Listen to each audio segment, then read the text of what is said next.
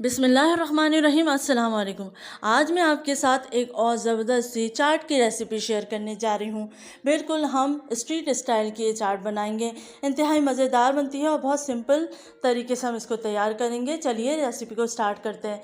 यहाँ मैंने 1 पाव दही ले लिया है। दही में मैंने 1/4 टीस्पून नमक ऐड किया है और 1 टेबल स्पून चीनी। इसको हम अच्छी तरीके से मिक्स कर लेंगे। अच्छे से मिक्स करना है ताकि इसमें चीनी डिज़ोल्व हो जाए। अब मैं इसमें थोड़ा सा दूध ऐड कर रही हूँ। इसको अच्छे से मिक्स कर लेंगे। अब इसको साइड पे रख देंगे।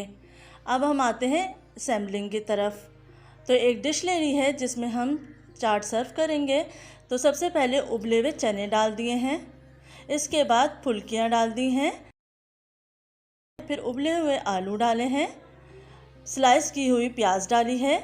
इमली की चटनी, हरी चटनी। अब जो दही हमने फेंटा था हम वो डाल देंगे। ऊपर से टमाटर कटे हुए जिनके बीज निकाल लिए थे और फिर से हम दोबारा इसी तरीके से लेयर लगा देंगे। लेयर आप अपने हिसाब से लगा सकते हैं, आगे पीछे करके। थोड़ा सा चाट मसाला डाल देंगे।